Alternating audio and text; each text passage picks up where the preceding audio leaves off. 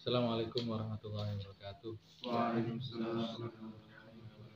Ila hadratin Nabi Mustafa Sayyidina Muhammad sallallahu alaihi wasallam wa ala alihi wa sahbihi wa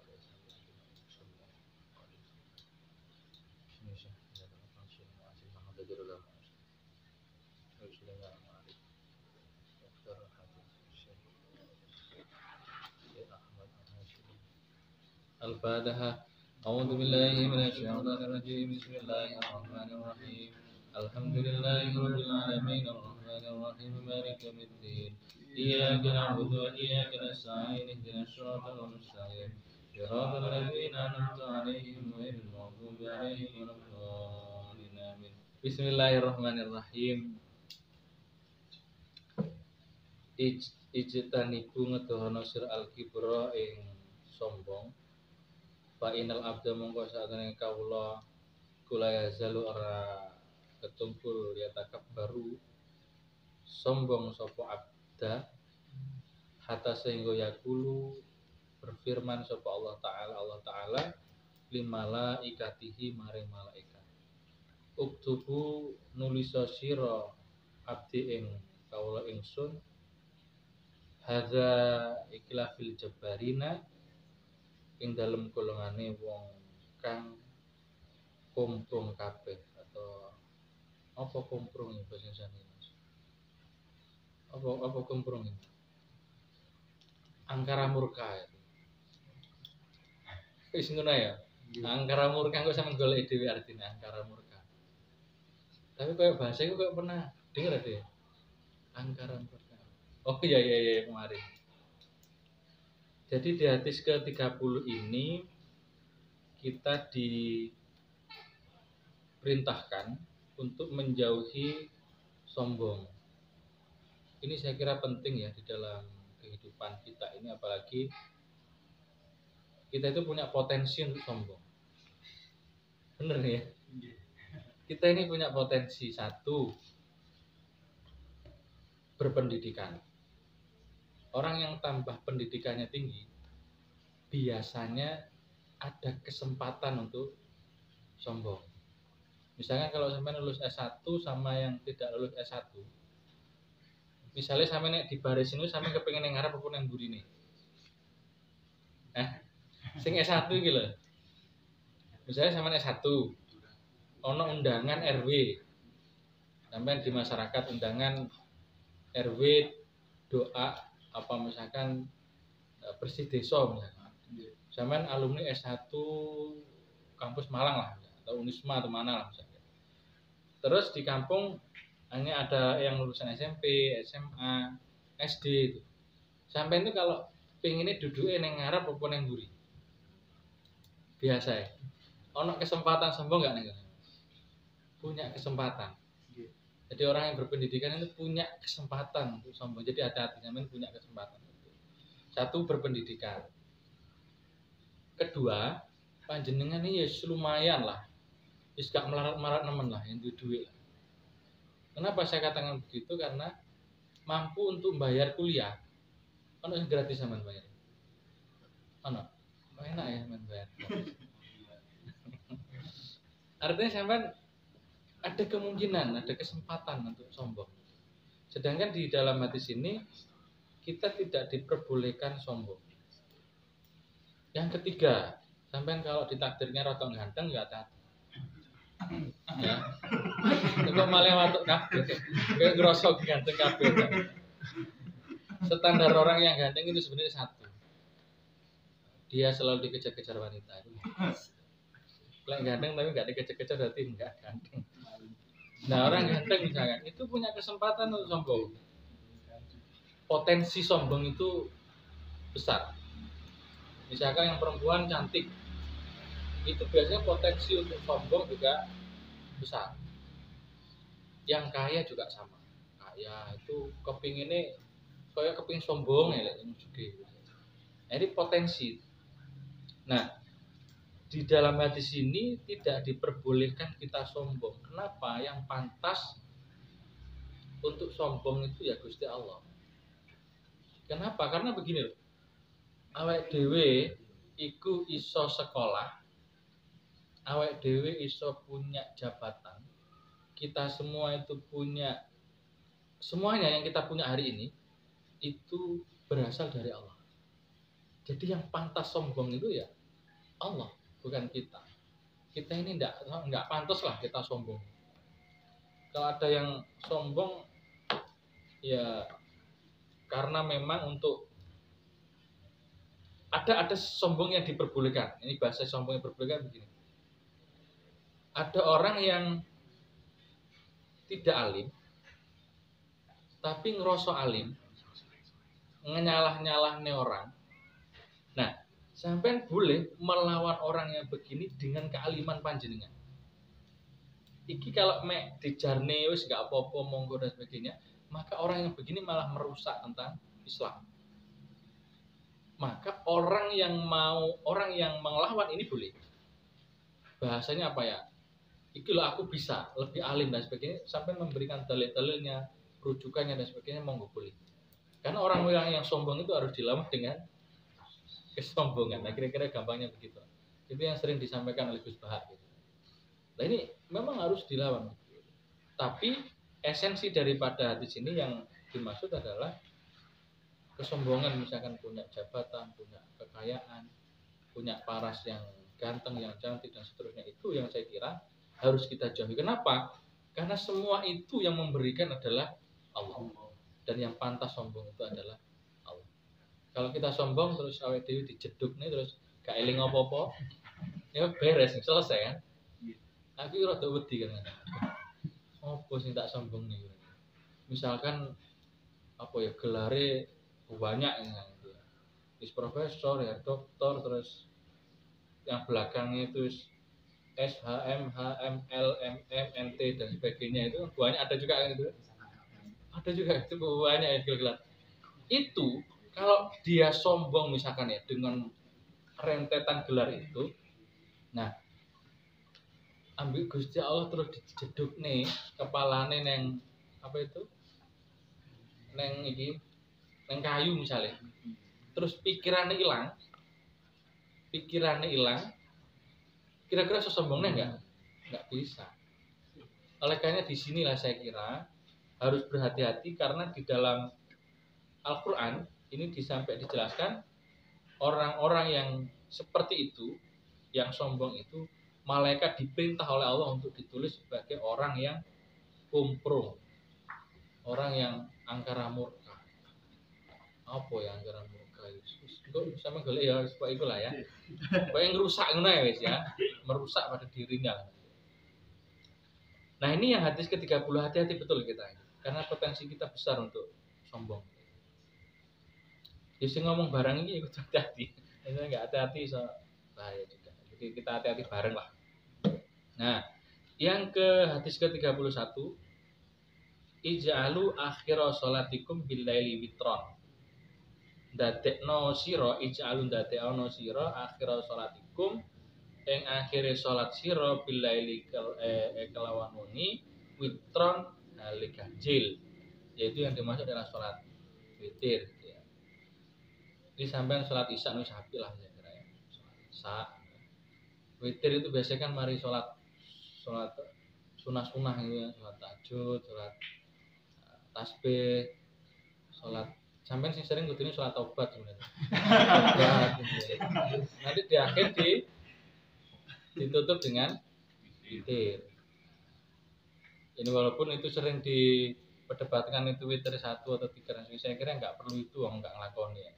Yang penting sing ngelakoni ya. Witir itu ganjil gitu intinya ya. Nah, maka saya kira sampai itu juga harus sering sholat malam itu. Mumpung masih muda. Justru mumpung masih muda itu, kalau logika saya itu begini. Orang yang muda itu harusnya menanamnya bersungguh-sungguh. Lebih sungguh-sungguh daripada yang sudah sepuh-sepuh. Yang sepuh-sepuh itu kan logika saya harusnya sudah memanen. Kenapa orang sepuh-sepuh itu sekarang sudah enak hidupnya? Karena mudanya sudah menanam. Menanam itu tidak hanya menanam sesuatu yang zahir. Sampean thalabul ilmi ini zahir. Penting ini. Sampean thalabul ilmi, sama belajar hadis, sama belajar ulumul hadis, belajar ulumul Quran dan seterusnya lah, semua ilmu-ilmu yang pelajari penting iya. Itu zahirnya ya harus dilakukan, itu sebagai tanaman panjenengan. Gitu ya. Tapi yang lebih penting lagi saya kira menanam secara spiritual. Sampai senang sholat tahajud atau tidak, sholat hajat, sholat apalagi misalkan tasbih dan seterusnya. Sampai senang wiritan atau tidak, membaca Quran atau tidak seterusnya. Itu menanam sampai. Mumpung masih muda, sering menanam. Panen. Kalau saya sering nyampaikan ke teman-teman, kalau sampean pengen sukses dunia akhirat, jadilah orang yang berbeda dengan temannya. Berbeda itu gimana? Kalau temennya tidur, sampean bangun. Kalau temennya nggak sholat tahajud, sampean sholat tahajud. Kalau temennya nggak pernah membaca Quran, sampean baca Quran.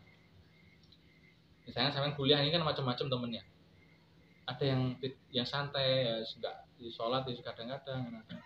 Ya kadang pas siling sholat, pas nggak di duit sholat, pas ditagih lali sholat, biasanya gitu.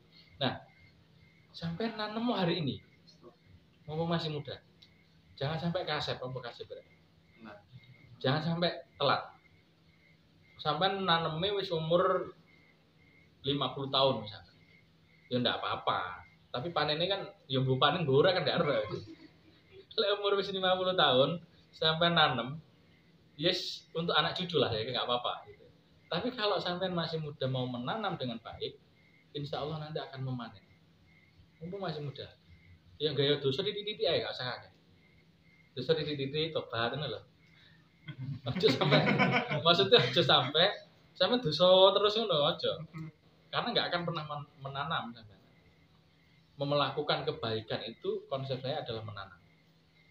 Ya sholat, ya apa wiridan, baca Quran apa. Sampai senengane iku apa sih? Sing sampai istiqomah nih setiap hari. Baca apa wis misalnya wis. Baca Quran ada. Ya, baca Quran ya. Masyaallah. Sampai istiqomah. Sampai istiqomah. Setiap hari kalau saya nggak baca Quran kayak belum merokok Pak. Misalnya, lebih baik saya tidak merokok daripada tidak membaca Quran. Nah ini kan bagus itu. Setiap hari harus baca Quran. Kalau nggak baca Quran kayak dosa itu misalnya. Nah ini apa? Untuk apa? Riyadhah panjenengan misalnya. Santri itu harus rada sulit itu. Rada sulit itu. Fa inna ma'al usri yusra, inna ma'al usri yusra. Sampai susah payah bener, nanti akan mendapatkan satu kebahagiaan. Tapi kalau sampai tidak mau susah payah ya dapat bahagia tapi nggak banyak. Aku pengennya sih bahagia terus Pak. Nggak iso nantinya guys. Kalau sudah di surga baru sampai akan bahagia terus. Sampai iso bayang nih kan bahagia kayak apa iso kan? Atau sampai nggak pernah bahagia? Bisa lah ya. Pokoknya minum kopi, ambil hujan-hujan minum kopi, ada gorengan, terus kalau yang rokok ya rokokan, sambil menikmati itu sudah kebahagiaan lah panjenengan. Nah, menanamlah dengan kebaikan. Salah satunya adalah sholat malam. Sholat malam, sholat tahajud yang serius. Terus doa di situ, di sepertiga malam kalau sampai doa, itu malaikat orang dicatat malaikat. Langsung di-los nih. Langsung pangeran langsung gitu. Jadi tidak malaikat wis gak nyatat itu. Gak ngelewati malaikat langsung nih Gusti Allah. Kenapa? Karena orang yang mau berdoa di sepertiga malam, betul? Ya sepertiga ya. Sepertiga malam itu tidak ada hijab. Enggak ada penghalang. Langsung nih Gusti Allah. Oh, enak nih kalau menjaluk habis. Jaluk sembarang bisa. Sing api-api tapi ya. Terus sampai ndongane elek ning kanjeng. Saya pokoknya pingin apa sholat tahajud, sholat hajat. Gitu ya. Kalau sampai ngerasa dosanya akeh, sholat taubat dulu, lalu sholat tahajud, sholat hajat, doa di situ. Wis beres ya. Saya sudah melakukan Ustaz berapa kali? 7 hari. Kurang kayak. Sampai kalau sudah melakukan sholat tahajud 1 bulan ojo ngerasa wis koyo apik dhewe ndak usah. Kurang. Guru-guru kita itu setiap malam sholat tahajud, sholat hajat setiap malam. Ya memang kalau di pesantren ya, ini kan juga pesantren ya, tapi kan lebih modern lah, lebih mendunia lah gitu ya. Lebih global ya. Jadi nggak tahu kalau di sini saya kan ya paling ya ada juga. Tapi kalau yang di pondok-pondok salaf biasanya malam dibangunin itu apa itu namanya belajar dulu biasanya, terus nanti tidur sebentar, malam bangun lagi sholat malam. Walaupun biasanya sholatnya sambil tidur enggak apa-apa, itu juga nanam itu. Walaupun nanti ya manennya nggak maksimal ya, sambil malas-malasan biasanya kan ada juga itu. Bawa sabun di kamar mandi, tidurnya di kamar mandi. Ada pengaman yang anu lah baru lari lagi nanti ada juga ya nggak apa-apa. Jadi di malam hari sholatlah qiyamul lail, bangun untuk sholat malam, minta di situ. Gak ono sing sulit dalam kehidupan, nggak ada yang sulit. Sampai nih ngelakoni 40 dino sampai. Kita lanjutkan. Ija'alu dadekno sira bin sholatikum saking sholat sira fi buyutikum ing dalam pira-pira omah sira wala takhidu lan aja ndadekaken sira ing buyut kuburan ing kuburan. Nah, jadi begini, di rumah panjenengan ya rumah panjenengan itu jadikanlah di situ sholat. Jangan sampai rumah itu seperti kuburan, sepi, ya. Tidak ada orang yang sholat. Yang dimaksud tapi di dalam hadis ini adalah sholat sunnah. Kenapa? Karena sholat sunnah itu memang lebih utamanya dilakukan di rumah. Kenapa kok harus di rumah? Agar terhindar dari riya sebenarnya. Sebenarnya sholat tahajud di masjid itu ya api, tapi lebih utamanya di rumah.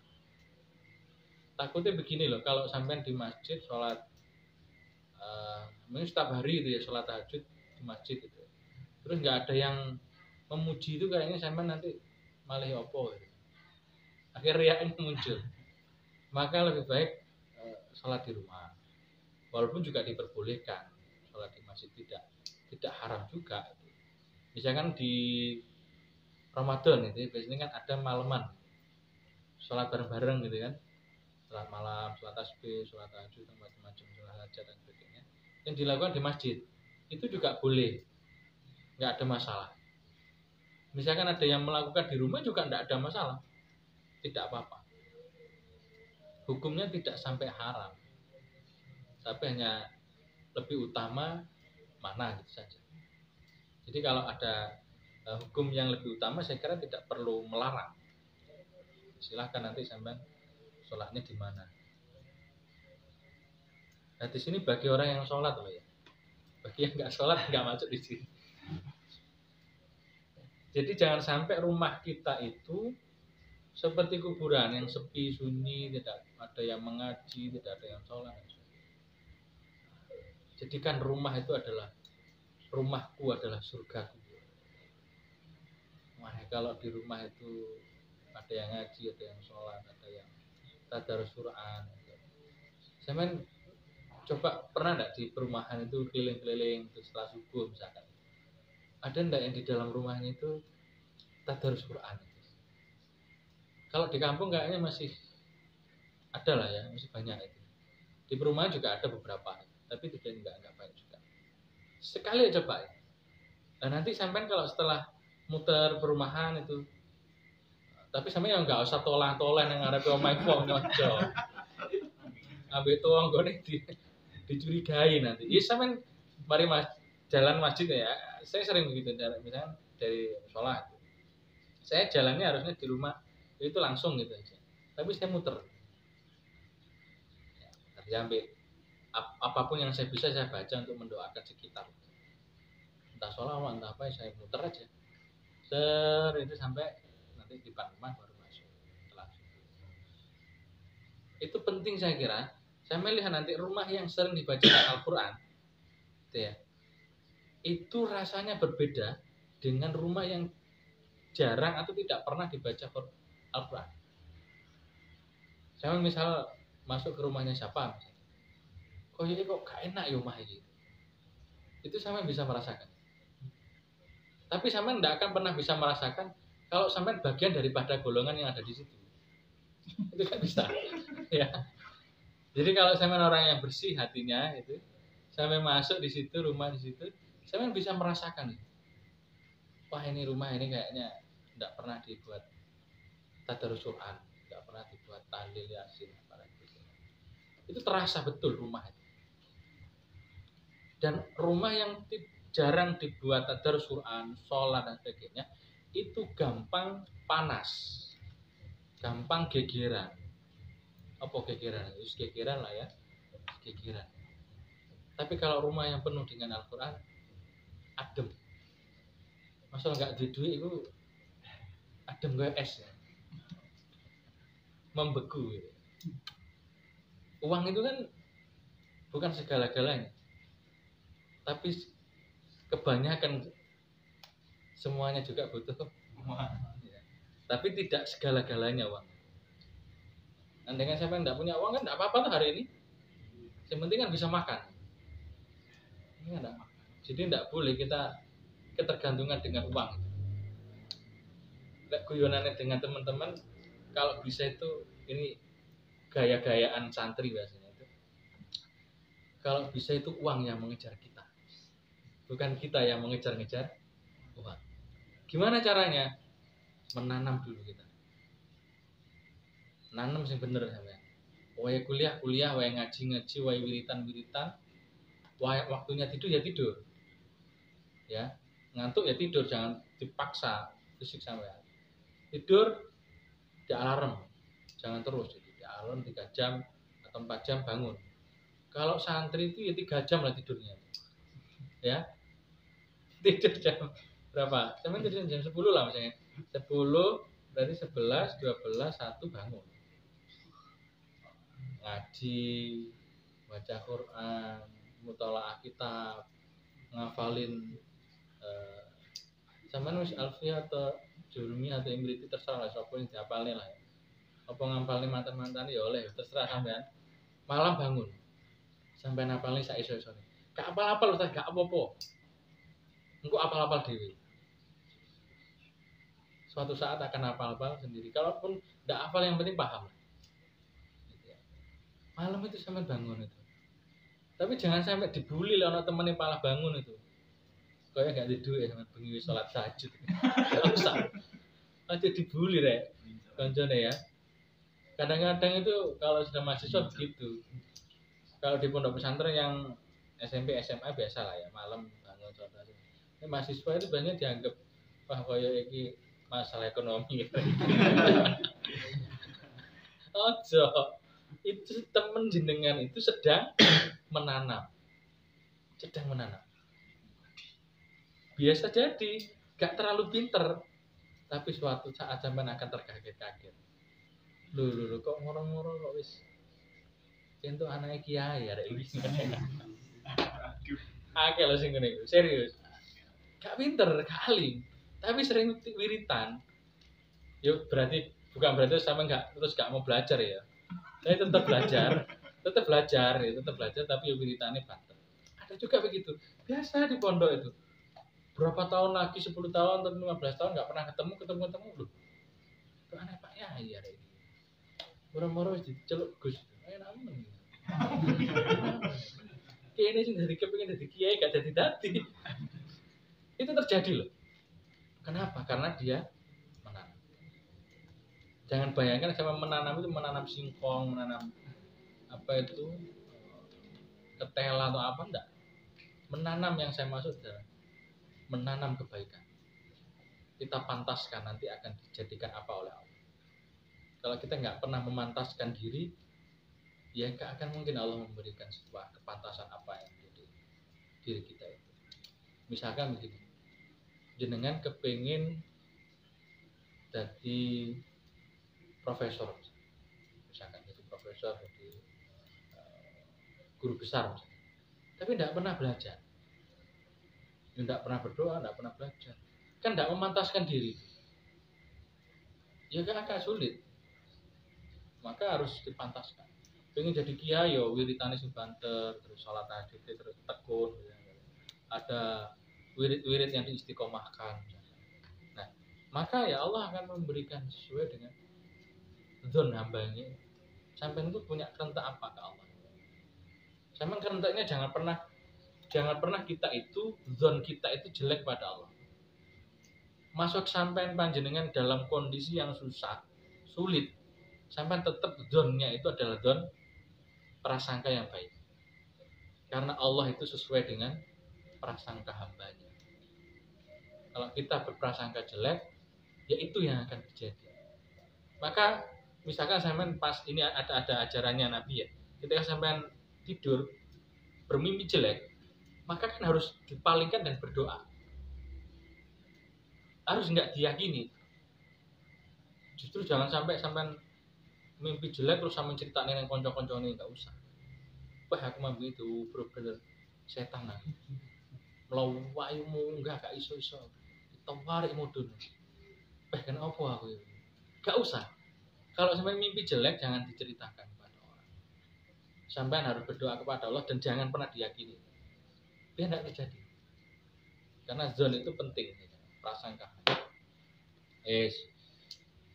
Kita sampai 3. Kita tambahilah pokoknya selesai atau pulang. Selanjutnya ijalu min sudah itu ya. Ijtanibu sab'al mubiqat.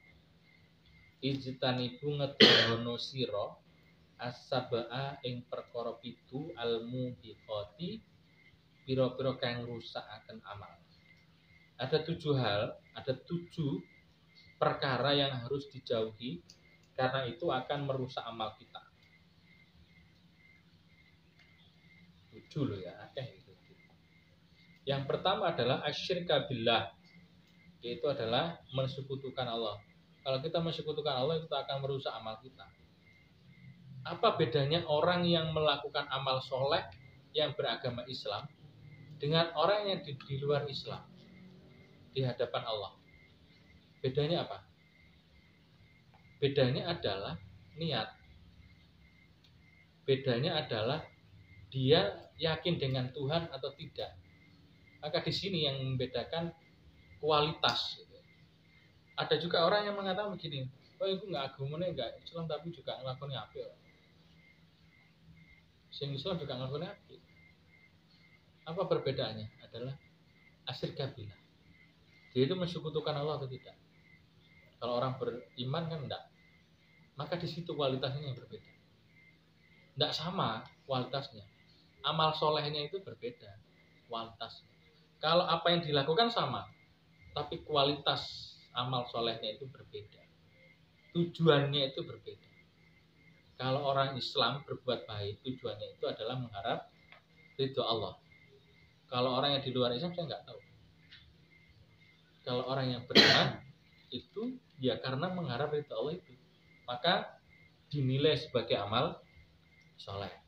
Dan amal solehlah itu yang menjaga, yang mengamankan kita nanti ketika masuk di alam barzakh.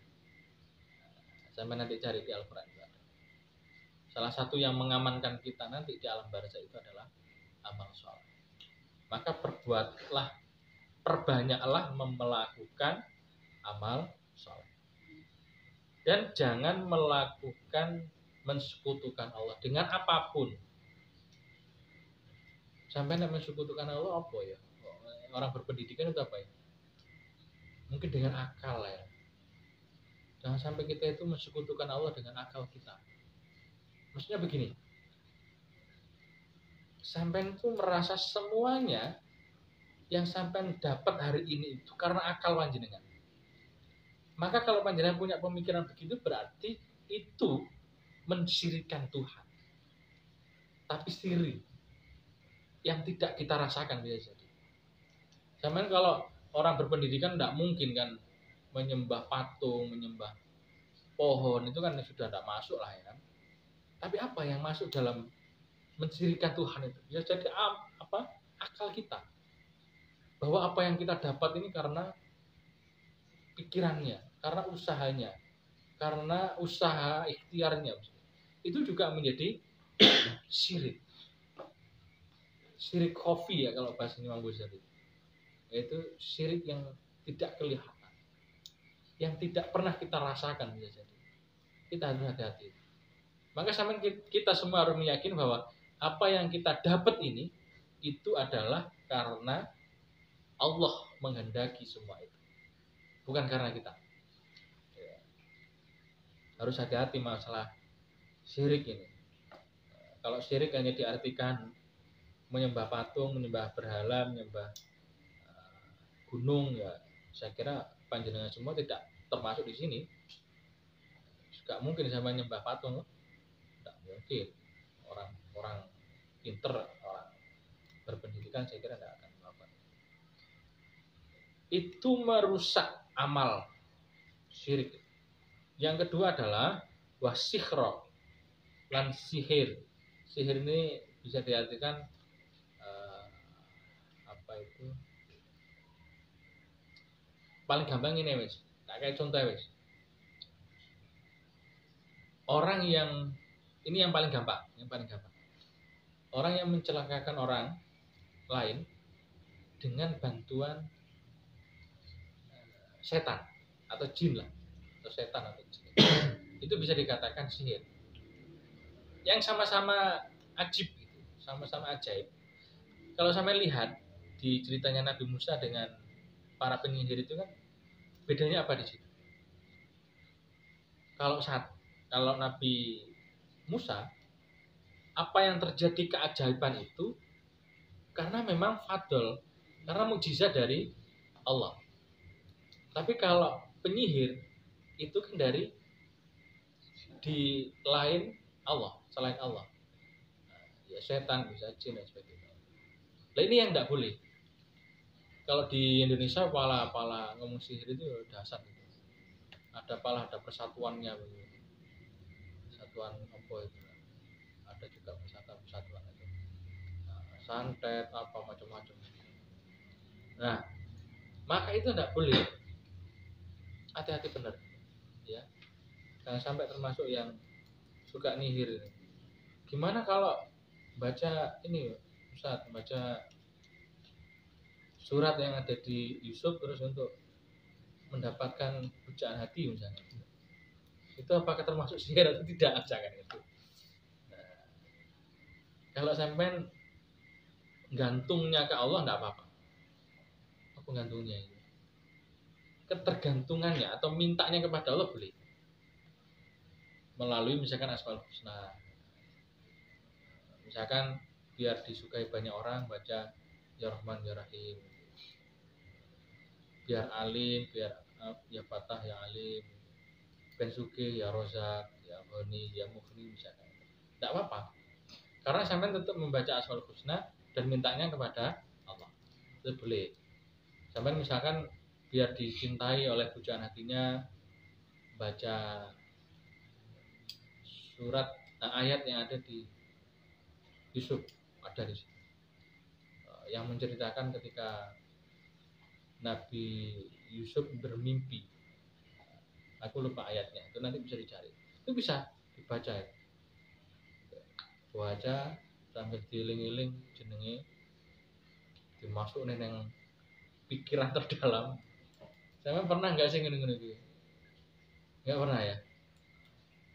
Iya sih, sampai memang nggak perlu begitu hari ini. Ada yang doa begitu itu. Jadi kalau sampai ada orang yang laki-laki misalkan parasnya biasa-biasa saja, tapi pada wahyu no. Sama nggak usah kaget gitu. Bisa jadi itu tadi membaca apa surat Yusuf lah ya, misalkan itu. Sama pernah baca mujarabah nggak sih? Nggak pernah. Pernah ya? Berarti punya potensi jadi dukun lah. Enggak, dia. Enggak apa-apa, ya enggak apa-apa baca-baca mujarabah. Kalau sing seneng apa Wifik ya baca Samsul Ma'arif. Kita Samsul Ma'arif.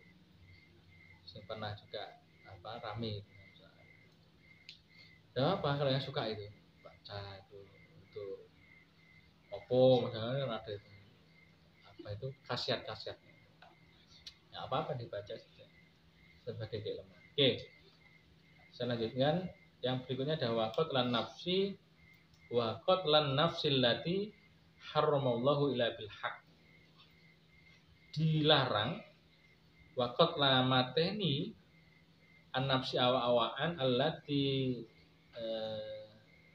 haramallahu tanpa apa haramallahu dan haramallahu ila bil haqi angin kelawan hak. Jadi tidak boleh membunuh orang tanpa ada alasan yang itu dibenarkan oleh syariat. Misalkan sampean mlaku-mlaku murung buah cok kancane enggak oleh. Ya. Sama diam-diam murung-murung ngomong apa njemuk kewayun apa ngebobok kancane enggak boleh. Enggak boleh membunuh orang tanpa ada alasan yang jelas yang diperbolehkan oleh syariat. Apa yang diperbolehkan oleh syariat? Misalkan di dalam peperangan. Sampean perang misalkan. Boleh. Lek perang itu enggak oleh mateni wong liya ya opo. Nah, dalam kondisi perang misalkan yang diperbolehkan ada orang yang memusuhi Islam misalkan. Dan di situ adalah negara perang misalkan itu. Boleh perang. Jangan mateni oleh. Tapi kalau bukan negara perang ya ojo sok-sokan perang. Enggak usah. Jadi ya. Jadi tidak boleh membunuh orang lain tanpa ada alasan yang hak yang diperbolehkan oleh syariat. Dulu kan ada misalkan yang memusuhi Islam, yang mengaku sebagai nabi misalnya sebagainya setelah Nabi Muhammad kan ada juga. Itu boleh diperang itu. Boleh. Dan Islam asyiknya itu begini, ketika di dalam perang itu juga nggak boleh membunuh anak kecil. Ya kan? Kalau ada musuh yang sudah menyerah, tidak boleh dibunuh. Habis nyerah, tidak dibunuh. Oleh Nabi dijadikan tawanan perang. Nah, ini juga harus kita pahami. Nah, terus bagaimana kalau sana membabi buta, Pak? Yang pasti di Islam memberikan contoh yang begitu. Kenapa? Bisa jadi anak-anak kecil itu suatu saat bisa menjadi Islam. Ini yang saya kira dahsyatnya Nabi Muhammad itu. Luar biasa. Oke. Selanjutnya, wa akal riba, jangan makan riba. Riba itu ya yang paling gampangnya misalkan ngutangi terus kon nyaur luwih gitu. Apa ya saiki kayak itu wis Bang Titil iku lho. Bang Titil apa Bang Titil? Apa rek Bang Titil? Ya Bang Titil ya. Sing di itu loh, apa? Yang di masyarakat menjadi berat itu loh Mas. Utangnya 1 juta misalnya. Itu terus mana sampai akeh. Is Bang Titil ya biasa ya. Disikulah ya pokoknya. Itu enggak boleh, janganlah itu. Kalau sampean ngutangin koncone enggak usah di sampean tak utangi 1 juta kok tambahno 100.000 ya enggak usah. Ya sampean ngutangi koncone sing ngutangi ae. Lek enggak iso ngutangi enggak usah ngutangi. Ngekeki ae. Aku pernah sowan sama satu kiai di Dawing ini. Lek sampean ndak kuat dan nggak ikhlas ngutangi konco, misalnya konco utang 1 juta, sampean tahu ini kalau saya ngutangi biasanya konco iki rada angel balik ini utangnya nyaur utang itu biasanya rada angel iki. Sampean caranya biar tidak menyinggung, ngomongnya nggak udah duit, tapi sampean membantu sebisanya. Wis sampean kayak 100.000 misalkan. Wis tak sampean tak kayak 100.000 ya, tapi nggak utang. Wis tak minta misalnya. Lek sampean daripada ngutangi terus loro ati karena nggak disaur-saur. Apa nggak disaur-saur? Wis nggak disaur ya.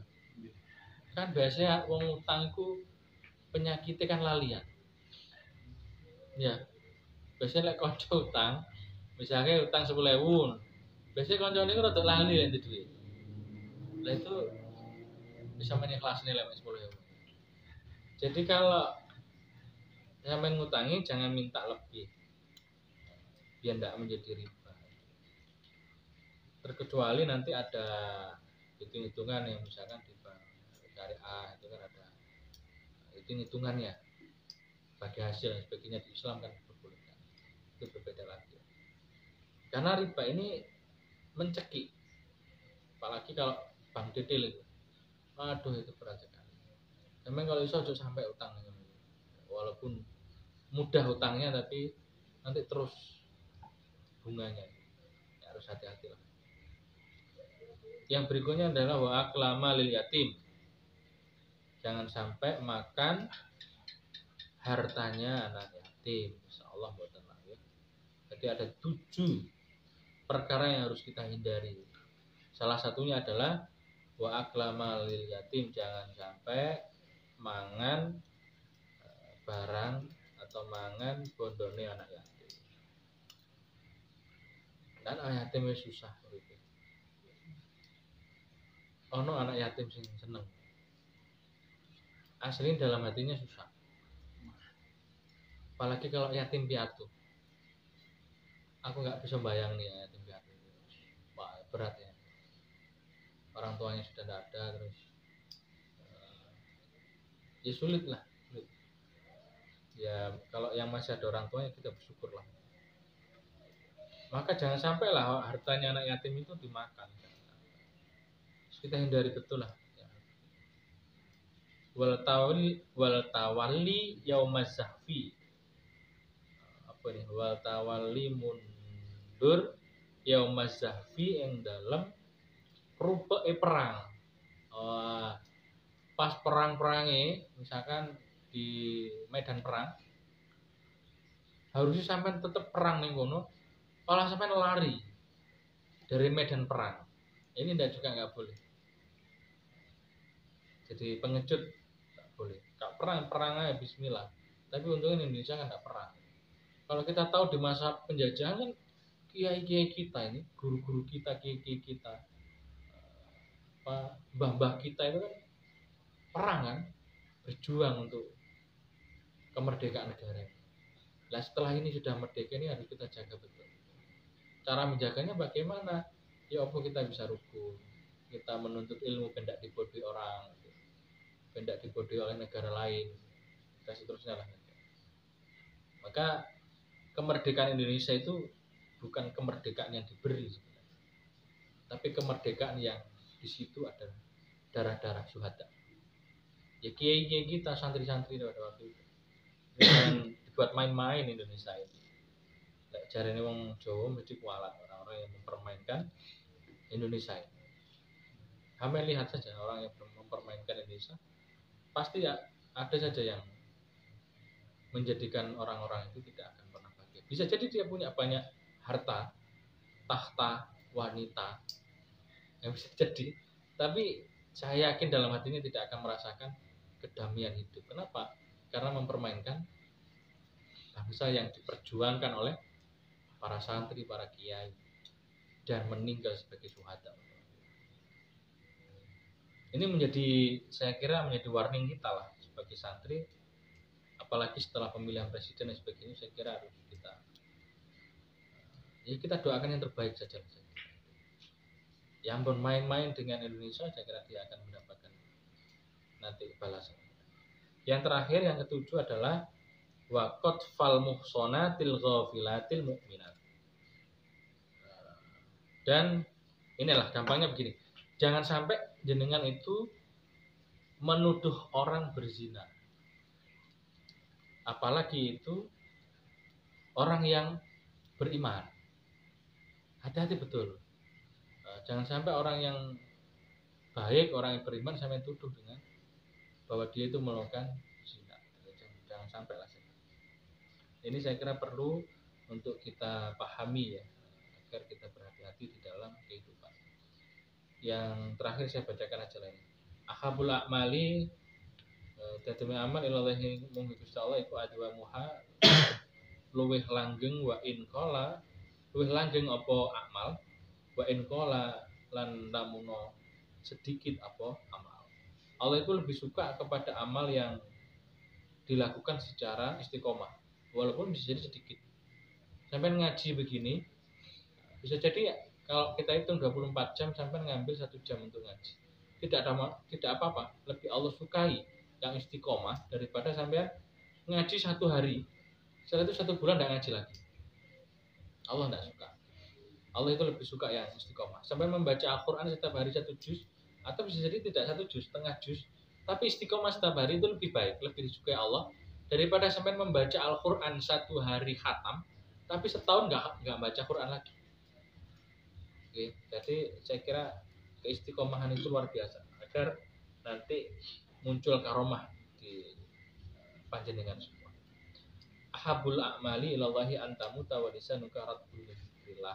Ahabul a'mali utawi temen amal ilallahi Gusti Allah iku antamuta lamun mati sira wa lisanuka utawi lisan sira rabb iku rabbun kang teles min dzikrillah saking zikir Allah. Jadi Allah itu suka amal ketika panjenengan nanti mati dan lisan panjenengan itu di dalam kondisi selalu berzikir kepada Allah. Jadi saya kira kita harus selalu berzikir kepada Allah, selalu mengingat Allah agar apa? Ya, agar Allah itu suka kepada kita. Kalau Allah suka kepada kita, saya kira kan apa yang kita harapkan, yang kita minta kepada Allah, insya Allah akan dikabulkan oleh Allah. Amin. Wallahu a'lam bishawab. Saya kira itu yang untuk pembahasan kali ini. Nanti kita lanjutkan di pertemuan-pertemuan berikutnya. Moga-moga manfaat. Al-Fatihah.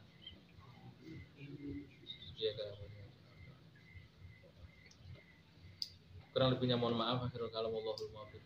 Assalamualaikum warahmatullahi wabarakatuh. Waalaikumsalam warahmatullahi wabarakatuh.